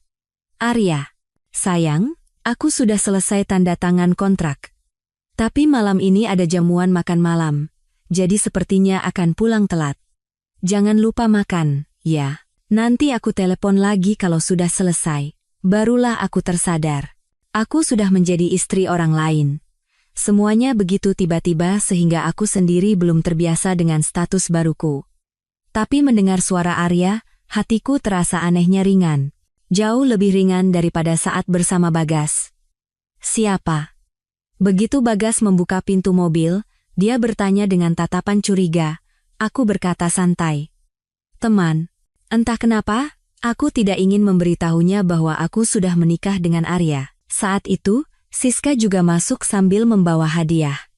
Dia meletakkan hadiah, menggosok-gosok tangannya dan menghela napas dengan lemah. Dingin. Bagas langsung meraih tangannya dan menggenggamnya di telapak tangannya. "Biar aku hangatkan." Seolah-olah aku adalah udara di dalam mobil. Saat itu, aku merasa beruntung. Karena dia meninggalkanku di kantor catatan sipil. Jika aku benar-benar menikah dengannya, apa aku bisa menahan hubungan ambigu ini seumur hidup? Aku menggelengkan kepala, menertawakan diriku sendiri. "Bagas, tadi di luar dingin sekali, apa bayinya tidak apa-apa?" Siska tiba-tiba bertanya dengan manja. Mendengar itu, Bagas langsung tegang dan melepaskan gelang doa yang melingkar di pergelangan tangannya, lalu memasangkannya ke pergelangan tangan Siska. "Pakai ini. Aku sudah mendoakan keselamatan kalian berdua." Melalui kaca spion, Siska melirikku dengan senyum kemenangan. Gelang itu adalah gelang yang kudapatkan dengan susah payah menaiki 999 anak tangga ke sebuah vihara di puncak gunung saat aku sedang menstruasi, untuk mendoakan keselamatannya. Saat turun gunung, aku bertemu hujan badai dan hampir tenggelam. Saat kuberikan hadiah itu, matanya berkaca-kaca, dan dia berkata akan memakainya seumur hidup, tidak akan pernah dilepas. Tapi sekarang, baru 2 tahun, dia memberikannya begitu saja kepada orang lain. Kenangan itu menusuk jantungku seperti pisau. Aku menahan air mata dengan paksa. Aku mengulurkan tangan, meraih tangan Siska dengan dingin, merebut gelang itu dengan kasar, dan melemparkannya keluar jendela. Sampah hanya membuat mobil jadi sempit. Siska sempat marah, tapi dengan cepat mengubah ekspresinya menjadi sedih. "Bagas, Kak Dian marah, ya? Apa karena kamu memberiku gelang itu? Tapi kan tidak seharusnya dilempar begitu saja. Itu kan milikmu. Sepertinya Kak Dian tidak menghargaimu." wajah Bagas menegang dan dia menggeram. Dian Lestari, kamu gila lagi? Cuma gelang murahan, kamu anggap seperti harta karun? Aku memberikannya pada adikku, apa salahnya? Karena kamu begitu egois, makanya aku tidak bisa menikahimu. Aku mengangkat sudut bibirku. Tidak menikah, ya sudah. Memangnya kenapa? Mendengar itu, dia marah sampai wajahnya memerah. Seharusnya aku yang marah, tapi justru dia yang gusar dan menginjak gas gila-gilaan, menerobos beberapa lampu merah. Sesampainya di rumah, kakeknya langsung menarik Siska ke kamar. Terdengar suara bentakan. Anak siapa yang kamu kandung? Kalau tidak bisa bertunangan, gugurkan sekarang juga. Anak perempuan keluarga kita tidak boleh melahirkan tanpa menikah. Terdengar bentakan kakek dan isak tangis Siska yang seperti anak kucing. Bagas gelisah dan menarikku, memohon. Dian, lihat kan? Adikku menderita sekali. Kamu tolong bicarakan pada kakek. Katakan anak itu adalah anak yang kamu dapatkan melalui ibu pengganti. Toh kamu juga tidak suka sakit, kan? Sudah ada anak, jadi tidak perlu melahirkan lagi. Aku langsung menepis tangannya, menatapnya dengan tajam. Kamu gila? Menyuruhku mengaku sebagai perempuan yang menyewa rahim demi adikmu, itu anakmu, kan? Makanya kamu begitu membelanya. Wajah Bagas pucat pasi, dia menekan setiap kata. Dian, omong kosong apa ini? Mana mungkin aku melakukan hal itu? Tadi di mobil kamu sudah setuju, aku tertawa terbahak-bahak, perbuatanmu mungkin tidak akan selesai diceritakan seharian penuh. Bagas tiba-tiba mencengkeram pergelangan tanganku dengan erat dan menggeram. Dian Lestari, kalau kamu masih mau menikah denganku, terima anak ini. Dan jangan membuat gosip aneh antara aku dan adikku, pikirkan baik-baik. Sebelum aku sempat menjawab, dia mendorongku sekali dan berbalik pergi. Aku berdiri terpaku di tengah koridor. Menjelang akhir pesta, saat aku hendak pamit pada kakek, begitu berbelok di sudut koridor, dia menarikku dengan kasar ke balkon. Siska sudah menunggu di sana dengan mata memerah dan ekspresi sedih. Bagas mencengkeram pergelangan tanganku dengan erat, suaranya dingin menusuk tulang. Dian Lestari, hari ini beri aku jawaban pasti. Anak ini, mau kamu masukkan ke namaku atau tidak? Aku mencoba melepaskan diri, tapi sia-sia. Lepaskan, Bagas. Kamu begitu peduli padanya, jangan bilang itu bukan anakmu. Begitu selesai bicara, aku melihat ekspresi panik sekilas di wajah Siska. Bagas mencengkeram lebih erat, pergelangan tanganku sakit. Omong kosong lagi. Aku terlalu memanjakanmu. Dia mengangkat tangan dan mencengkeram daguku dengan kuat. Hari ini kakek memarahi adikku dan membuatnya malu, kamu pasti senang, kan? Kalau aku tahu kamu sejahat ini, aku tidak akan pernah mencintaimu. Dulu, setiap kali bertengkar, dia akan melontarkan kata-kata itu padaku. Dan setiap kali, aku yang lebih dulu luluh, membujuk, meminta maaf, dan menyalahkan diriku sendiri, barulah dia dengan enggan memaafkanku. Tapi kali ini, aku menarik napas dalam-dalam, menekan amarah, dan berkata perlahan tapi tegas. Sekarang belum terlambat. Kita putus. Bagas terpaku, lalu melepaskan pergelangan tanganku, mundur selangkah, dan menatap wajahku dengan curiga. Kamu serius, Dian? Sebelum aku sempat menjawab, dia merendahkan suaranya dan memperingatkan. Kamu tahu sifatku. Sekali aku setuju putus, kamu tidak akan pernah punya kesempatan untuk menyesal. Jangan gampang bilang putus di depanku lagi. Selesai bicara, dia berbalik pergi. Aku juga dengan dingin berbalik dan meninggalkan tempat itu. Keluarga ini, sekarang tidak ada hubungannya lagi denganku. Baru selangkah, Siska tiba-tiba mendorongku dengan keras. Refleks, aku meraih tangannya. Kami berdua terguling di tangga atap. Dia jatuh menimpaku, sakit sekali, aku mendorongnya dengan keras. Dia terguling ke lantai. Aku susah payah bangkit dan tanpa berkata apa-apa, mengangkat tangan dan menampar pipinya dengan keras. Begitu keras sampai tanganku sendiri mati rasa. Suara itu membuat Bagas menoleh. Siska! Dia berteriak dan berlari menghampiri, menendangku sampai jatuh, lalu memeluk Siska. Siska, kamu tidak apa-apa? Mana yang sakit? Tidak nyaman? Siska menangis dengan lemah. Sakit. Sakit sekali. Kakak menamparku. Dia menunjukku, air matanya mengalir deras. Bagas berbalik. Tatapannya seolah bisa membakarku. Dian Lestari, kali ini aku tidak akan memaafkanmu. Awas saja, aku berteriak. Kamu bahkan tidak bertanya kenapa? Kamu mau terus dikendalikan oleh adikmu seumur hidup? Air mataku juga pecah. Sebagian karena sakit, tapi lebih karena selama 3 tahun terakhir, dia tidak pernah sekalipun mempercayaiku. Dia tidak mau mendengarkan, langsung menggendong Siska dan pergi. Beberapa langkah kemudian, dia berbalik dan memperingatkan. Kamu juga pergi ke rumah sakit. Kalau terjadi apa-apa pada adikku, aku akan langsung lapor polisi. Suaranya menusuk sampai ke tulang. Seluruh tubuhku sakit. Kakiku yang tertimpa Siska memar, sikuku berdarah. Siapapun bisa lihat aku yang lebih parah, tapi di matanya, aku adalah penjahatnya. Aku susah payah bangkit, mengenakan mantel, dan diam-diam mengikuti mereka masuk ke mobil. Dia mengemudi seperti orang gila, hampir menabrak pembatas jalan. Sambil mengemudi, dia berteriak panik, "Siska, jangan tidur. Sebentar lagi sampai." Mendengar suaranya, seolah-olah Siska sekarat. Mendengar itu, Siska semakin berakting lemah, padahal tadi dia masih asyik bermain ponsel. Sampai di rumah sakit, setelah diambil darah dan diperiksa, Siska dengan sok kasihan memintaku menekan kapas di bekas suntikannya. Aku menekannya dan diam-diam menyimpan kapas itu. Tatapanku dingin. Setelah serangkaian pemeriksaan, hasilnya adalah selain anemia ringan, dia benar-benar sehat. Bayi di dalam perutnya juga tumbuh normal. Tapi begitu mendengar 2 kata anemia ringan, Bagas tegang sampai berkeringat dingin. Anemia? Bagaimana bisa?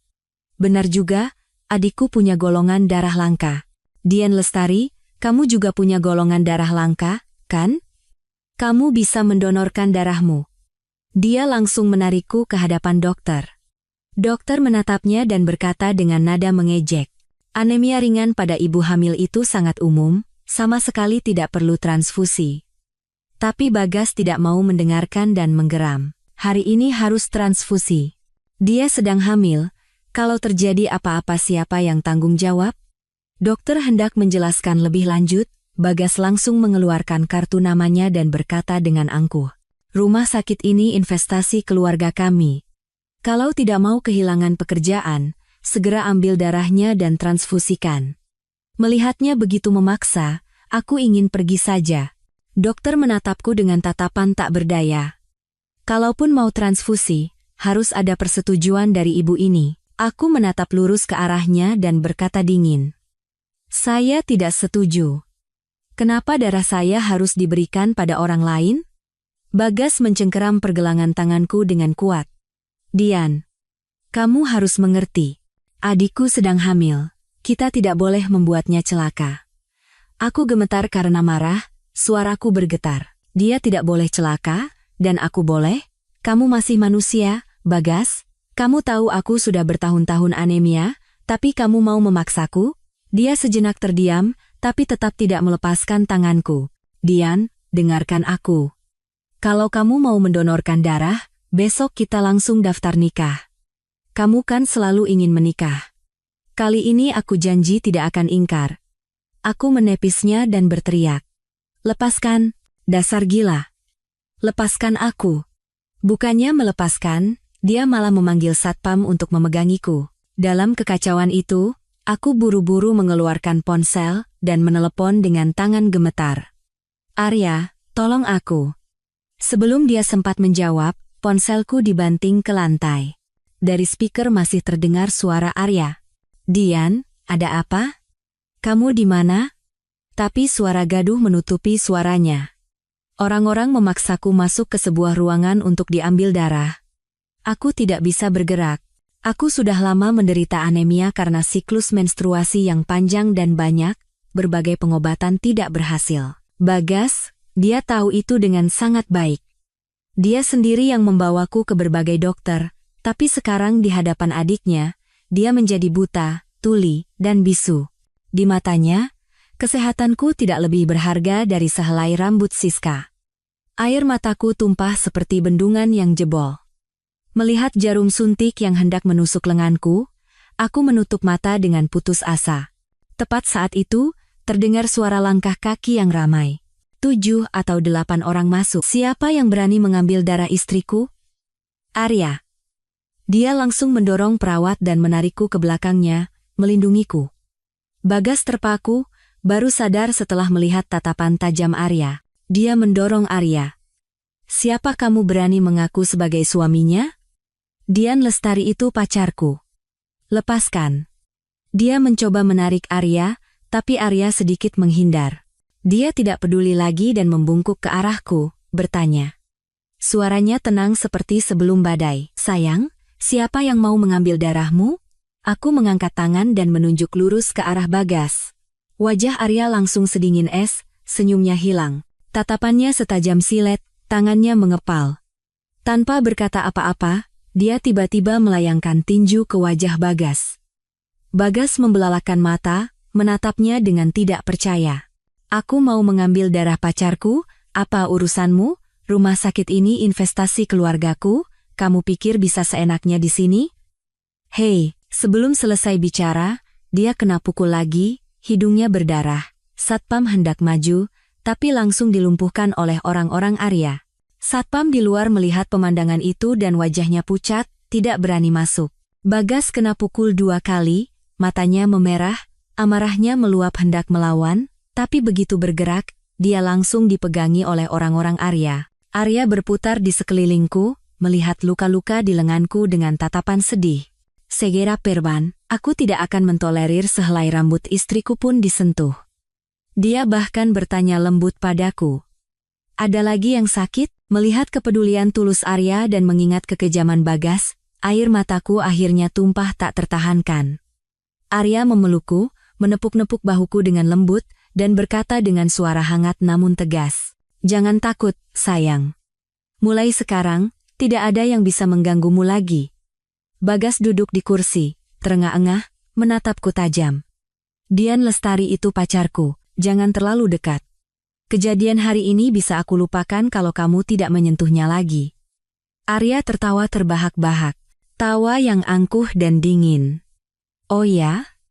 Dian Lestari itu istriku. Yang seharusnya menjauh adalah kamu.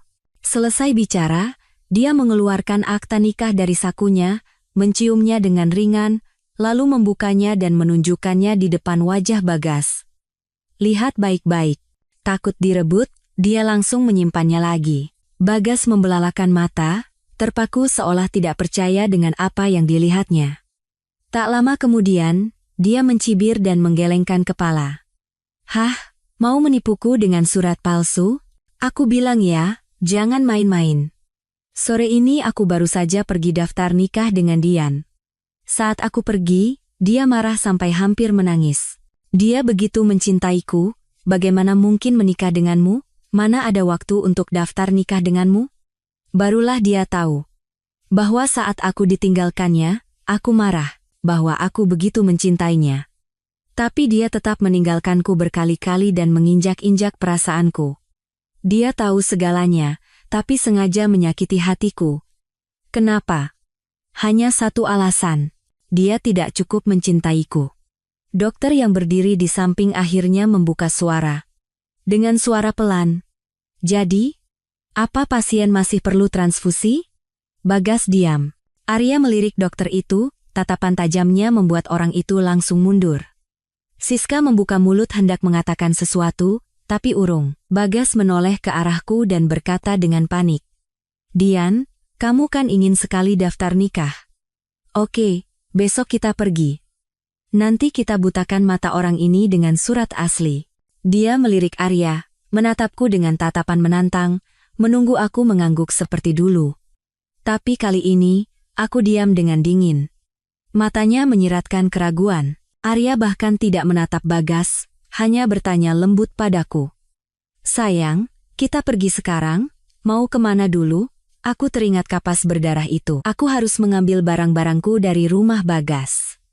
Aku mau ke rumahnya, mengambil barang-barangku. Wajah Bagas langsung muram. Kenapa kamu masih memanggil pacarku dengan sebutan istri? Matanya seperti badai, seolah-olah hartanya direbut orang lain. Dia mengangkat tinju hendak menghampiri Arya, tapi sadar bukan tandingannya, dia diam-diam menurunkan tangannya. Arya bahkan tidak meliriknya, hanya menggandeng tanganku dan pergi. Bagas mengikuti dengan tatapan penuh penyesalan, segera menyusul.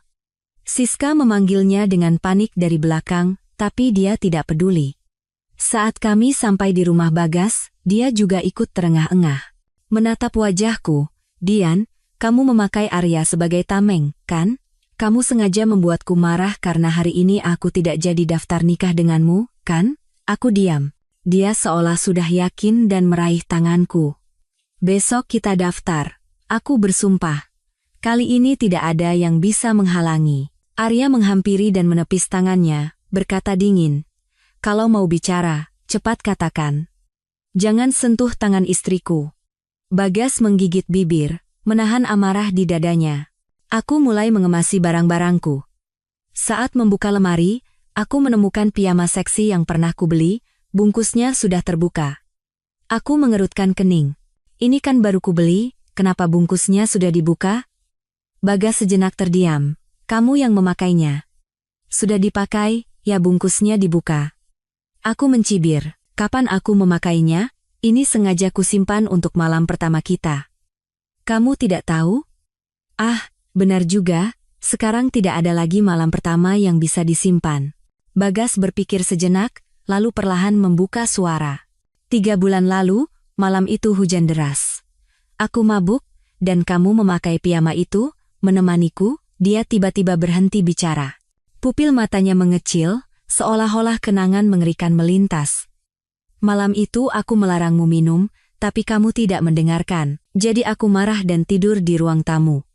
Semalaman aku di sana, kapan aku menemanimu?" Saat berbicara, tanpa sadar beberapa ingatan terpotong-potong muncul, aku berhenti bicara. Seolah-olah ada sesuatu yang menusuk jantungku. Bagas langsung terduduk di lantai. Tatapannya kosong. Arya duduk di sofa, pura-pura memainkan ponselnya. Suara video terdengar teratur, tapi aku tahu dia hanya pura-pura tidak mendengar. Aku buru-buru selesai mengemasi barang-barang pentingku, mengambil sikat gigi Bagas, dan meninggalkan rumah yang menjijikkan itu. Turun ke bawah, Siska baru saja kembali. Melihatku, dia langsung mendengus dingin. Tatapannya penuh kemenangan. Arya meliriknya. Tatapan penuh penghinaan. Lalu dia mengangkatku, memutarku sekali di tengah halaman, dan mencium bibirku. "Sayang, akhirnya aku menikah denganmu. Aku senang sekali." Meskipun kami sudah mendaftar, dia tidak melewatkan satupun ritual. Lamaran, pertunangan, pernikahan, semuanya sudah direncanakan di hari kami mendapatkan akta nikah. Keesokan harinya, hasil tes DNA keluar. Cocok. Aku mengambil foto dan mengirimkannya pada Bagas. Kulihat dia terus mengetik, tapi lama sekali tidak ada pesan yang masuk. Apalagi yang bisa dia katakan? Dulu bilang aku memfitnah, ternyata adiknya sendiri yang mengandung anaknya. Aku duduk di depan meja, menyesap kopi, dan merenungkan tahun-tahun yang kusia-siakan. Selama 3 tahun terakhir, di antara mereka, aku seperti pihak ketiga. Baru saja cangkir kopi menyentuh bibirku, pintu terbuka dengan kasar. Bagas masuk, wajahnya muram dan tidak tertebak. Melihatku, dia langsung berlutut dan memeluk kakiku dengan erat. "Dian, aku benar-benar tidak tahu. Aku baru ingat. 3 bulan lalu saat aku mabuk, adikku memakai piyamamu dan menutupi wajahnya dengan handuk. Aku kira itu kamu, jadi." Dia terisak. "Aku masih menganggapnya sebagai adik. Kami dekat sejak kecil, jadi aku baik padanya. Tidak pernah ada pikiran lain. Aku akan menyuruhnya menggugurkan kandungannya. Jangan khawatir. Aku tahu kamu memakai Arya untuk membuatku marah. Tadi malam saat adikku cerita Arya memeluk dan menciummu, aku benar-benar marah, tapi aku memaafkanmu. Sekarang jangan marah lagi, ya." Dia mengeluarkan KTP dari sakunya. "Kita daftar nikah sekarang juga. Kali ini sungguhan. Aku tidak akan meninggalkanmu lagi." Dia menarik tanganku, Aku menepisnya dan tertawa dingin. Aku sudah menikah. Kemarin sudah kubilang. Matanya menyiratkan kebingungan, tapi dia masih berusaha tenang. Surat yang Arya tunjukkan kemarin itu palsu, kan? Aku tersenyum tipis dan mencibir. Asli. Dikeluarkan oleh kantor catatan sipil, 100% asli. Dia terpaku tidak percaya, lalu seolah-olah memastikan keraguan di hatinya, tiba-tiba berteriak. Bagaimana mungkin, kamu pacarku? Bagaimana bisa daftar nikah dengan pria lain? Saking marahnya, alisnya berkerut dan suaranya bergetar. Aku menatapnya tajam dan berkata dengan suara sedingin es. Kamu masih menganggapku pacarmu? Saat kamu menempel pada adikmu, orang lain akan mengira kalian yang pacaran. Di rumah baru kita, kamu siapkan kamar khusus untuknya. Hadiah yang kamu beli selalu 2, 1 untuknya, 1 lagi seperti bonus untukku. Apa aku tidak pantas mendapatkan yang bagus? Atau kamu takut rugi kalau menghabiskan uang untukku, takut dia dirugikan? Aku menghela napas dan tersenyum pahit. Kalau kamu punya hati untukku, kamu tidak akan memperlakukanku seperti itu. Kamu tahu berapa kali kamu meninggalkanku di kantor catatan sipil? 3 kali. 3 kali. Kamu meninggalkanku 3 kali. Kalau bukan karena aku bodoh dan sabar, aku sudah lama meninggalkanmu. Tapi sesabar apapun orang, tidak akan bisa terus menahan perlakuan dinginmu. Aku adalah putri sulung keluarga Lestari. Bukan orang yang tidak laku. Kenapa aku harus menggantungkan hidupku padamu, pohon busuk? Setiap kata yang kuucapkan membuat wajah Bagas memerah lalu pucat. Dia tergagap, suaranya hampir menangis. Dian, kenapa kamu begitu pendendam? Aku tertawa kecil. Begitu pahit dan lucu sampai aku menertawakan diriku sendiri. Orang pendendam karena disakiti. Kalau tidak disakiti, tidak akan ada dendam. Aku bukan Bunda Maria. Aku tidak sebaik yang kamu harapkan. Kalau kamu suka orang yang baik, nikahi saja dia. Atau nikahi saja adikmu. Toh dia sudah susah payah mengandung anakmu. Jangan ganggu orang lain. Begitu disebut Siska hamil, wajah Bagas langsung muram, tapi dia tetap memohon. Dian, kamu marah lagi. Aku datang untuk menikahimu, tapi kamu terus menolakku. Kata-katanya mengingatkanku pada luka-luka lama. Dia selalu begitu. Jika aku mengatakan sesuatu yang tidak nyaman baginya, dia akan memanipulasi perasaanku dan menyalahkan segalanya padaku. Kamu yang marah, kamu yang tidak sabar. Kamu yang tidak baik. Kamu tidak tahu bagaimana menjadi istri yang bijaksana, menantu yang baik. Kata-kata itu telah menggerogoti harga diriku selama 3 tahun terakhir. Aku bahkan tidak mau melihatnya lagi dan memalingkan wajah. Dian, kamu kan sangat mencintaiku. Menikah dengan Arya itu untuk membuatku marah, kan? Aku tahu, sayang, sana ceraikan dia. Setelah cerai, kita langsung daftar nikah. Aku bersumpah. Sampai titik ini, aku tidak percaya dia masih begitu percaya diri. Aku mencibir dan berkata dingin, jangan membuatku mual di sini. Pergi. Kalaupun aku tidak menikah dengan Arya, aku akan menikah dengan orang lain. Kalaupun di dunia ini hanya tersisa kamu, aku tidak akan pernah menikah denganmu. Dia hendak mengatakan sesuatu lagi, tapi teleponnya berdering. Begitu menjawab, terdengar suara geramannya. Kamu sakit perut apa urusannya denganku? Gugurkan sekarang juga, keluarga kita tidak bisa menerimamu. Setelah menutup telepon, dia menoleh ke arahku dan berpura-pura menyesal. Lihat, kan? Aku memperlakukannya seperti itu. Dia sengaja hamil untuk menjebakku. Aku tidak mau. Beri aku satu kesempatan lagi, ya? Terhadap Siska, dia begitu kejam. Terhadapku, dia menunduk memohon dan berkata manis, seolah-olah aku masih peduli, tapi aku sudah terlalu lelah untuk peduli. Selagi dia terus berbicara, aku memanggil satpam. Mulai sekarang, jangan biarkan orang ini masuk ke perusahaan. Sambil diseret oleh satpam, dia masih meronta dan berteriak. Biarkan aku mengejarmu dari awal lagi, Dian. Jangan begitu tidak punya perasaan. Sudah kujelaskan begitu gamblang, orang normal pasti sudah menyerah karena malu, tapi dia tidak. Setiap pagi, dia berdiri di depan gerbang perusahaan, membawa buket bunga besar, menungguku tanpa malu. Penolakanku tidak membuatnya menyerah, malah membuatnya semakin tidak tahu malu. Bahkan saat aku berbelanja, dia diam-diam mengikuti dari jauh. Suatu kali, setelah makan malam dengan Arya, saat keluar dari restoran, dia sudah ada di sana. Matanya berbinar seperti bintang di langit malam. "Dian, hari ini 3 tahun kita jadian. Aku datang untuk memberimu hadiah." Dia memegang kotak perhiasan merek terkenal, dengan percaya diri menyodorkannya di hadapanku. Aku menatapnya seperti badut. "Kita sudah putus lama. Hari jadian apa? Kamu benar-benar tidak punya kerjaan." Tapi dia pura-pura tidak dengar dan terus memaksa. "Buka, kamu pasti suka." Arya tidak tahan lagi, mengulurkan tangan dan menjatuhkan kotak itu ke tanah. "Bagas, kamu belum selesai main-main? Dulu saat aku mengejar Dian, dia hanya suka padamu, jadi aku mengalah. Sekarang dia istriku. Kamu masih belum bisa menyerah. Sebenarnya apa yang kamu mau?" Kotak itu jatuh, kalung di dalamnya terguling keluar. Tepat desain yang dulu kusukai. Aku mengerti kenapa dia menyuruhku membukanya. Aku tersenyum pahit dan berkata sinis, "Seleraku sudah berubah. Saat aku suka, kamu tidak berikan. Sekarang aku tidak tertarik lagi, diberi juga tidak ada artinya." Arya memelukku dan menatap Bagas dengan dingin. "Kamu pikir istriku tidak pernah dapat hadiah?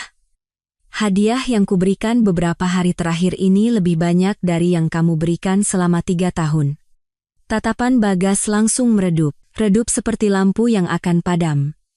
Dia berkata dengan suara gemetar, "Tapi Dian, kamu kan sangat mencintaiku. Bagaimana bisa kamu berubah secepat itu?" Aku tidak percaya. Tidak percaya. Dia memegangi kepalanya, wajahnya menegang, tampak sangat kesakitan. Tepat saat itu, Siska muncul dari suatu tempat dan berkata dengan cemas, "Bagas, kamu kenapa?" Melihatku dan Arya bersama, matanya menunjukkan kecemburuan yang tajam. "Perempuan pelin-pelan seperti Dian Lestari lebih baik dibuang. Kemarilah padaku."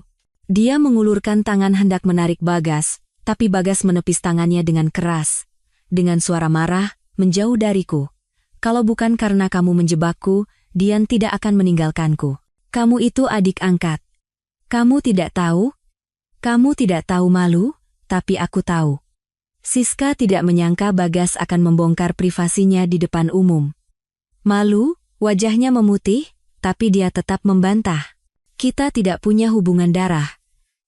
"Jangan asal bicara." Bagas menatapnya dengan mata merah. "Dari awal kamu sudah merencanakan sesuatu padaku, kan? Benar, kan?"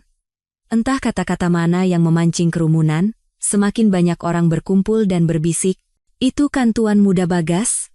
Perempuan hamil di sebelahnya juga dari keluarga yang sama. Astaga, apa yang baru saja kudengar? Seseorang berkata, "Mari kita dengarkan diam-diam." Siska sadar, ada yang mengenalinya. Dia segera menarik Bagas hendak pergi. Dari awal sampai akhir, aku benar-benar muak dengan obsesinya.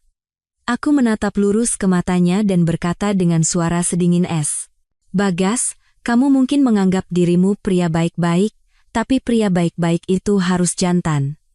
Aku sudah menikah, aku istri orang lain. Aku tidak mau diganggu lagi. Semakin kamu mengikutiku, semakin aku membencimu." Berhenti menjadi badut. Sebelum Bagas sempat membuka mulut, Siska berteriak, "Memangnya kamu siapa sampai harus diikuti? Keluarga kami begitu kaya, memangnya tidak bisa hidup tanpamu, jangan sombong." Perempuan yang menggoda pria lain sebelum putus, kami juga benci. Belum selesai bicaranya, plak. Bagas mengayunkan tangannya dan menampar pipinya dengan keras. "Apa hakmu bicara di sini? Jangan lupa, kamu hanya anak angkat, jangan ikut campur urusanku." Suara tamparan yang keras membuatnya mundur beberapa langkah, pipinya memerah bengkak. Sambil memegangi wajahnya, mata Siska penuh keterkejutan dan penghinaan. "Bagas, kamu berani menamparku?" Suaranya bergetar karena marah, tapi Bagas tidak luluh. Dengan mata marah, "Kenapa tidak? Kalau bukan karenamu, aku tidak akan kehilangan Dian. Kamu benar-benar pembawa sial. Jangan muncul di depanku lagi." Dia mengeluarkan ponsel dan berteriak. Bawa Siska pergi dan gugurkan kandungannya. Hari ini juga. Wajah Siska putih pasi. Tidak, Bagas. Ini anak kita. Aku salah, tapi anak ini tidak bersalah. Jangan perlakukan dia seperti ini. Sambil berbicara, dia panik mundur hendak melarikan diri, tapi ditangkap olehnya. Beberapa orang dengan cepat datang dan menyeretnya pergi, meskipun dia menangis dan memohon. Aku dan Arya memanfaatkan kekacauan itu untuk pergi diam-diam. Kudengar hari itu dia dipaksa melakukan aborsi. Keluarga Bagas, karena takut malu, tidak ada yang peduli. Beberapa hari kemudian, Bagas tidak lagi mengikutiku. Sampai hari pernikahanku, Arya, karena takut dia datang membuat onar, sudah memperketat penjagaan. Tapi yang mengejutkan, hari itu dia tidak datang. Sebaliknya, dia melakukan siaran langsung bunuh diri. Nanti aku melihat kembali video itu. Dia berkata, dulu, aku punya seorang wanita cantik, langit mengirimkannya kepadaku. Dia menemaniku selama 3 tahun, tapi aku tidak menghargainya. Setelah kehilangannya, barulah aku sangat menyesal. Hal yang paling menyakitkan di dunia ini mungkin adalah ini. Jika langit memberiku kesempatan kedua, aku akan mengatakan pada wanita itu, aku sungguh mencintaimu, tapi hari ini adalah hari pernikahannya. Aku tahu, mulai sekarang aku tidak akan pernah punya kesempatan untuk memeluknya lagi. Apa artinya hidup seperti ini bagiku? Aku ingin meninggalkan dunia ini. Aku mengucapkan selamat atas pernikahannya dan berharap dia selamanya damai. Selesai bicara, dia bunuh diri. Kudengar saat itu ada yang segera melapor polisi. Polisi dengan cepat menemukan alamatnya, tapi terlambat selangkah. Saat ditemukan, dia sudah mencoba bunuh diri. Nyawanya berhasil diselamatkan setelah pertolongan darurat, tapi meninggalkan cacat permanen. Bicaranya menjadi tidak jelas, reaksinya melambat seperti penderita demensia. Orang tuanya berkali-kali meneleponku, berharap aku mau datang menjenguknya, tapi semuanya kutolak. Suatu hari, aku menerima pesan darinya. Dian, maafkan aku. Aku selalu berpikir apapun yang terjadi, kamu tidak akan pernah meninggalkanku. Karena itu aku tidak menghargai perasaanmu dan menyakitimu. Tapi Tuhan itu adil. Akhirnya dia menghukumku. Kamu pasti sudah lihat berita. Kamu tahu bagaimana keadaanku sekarang.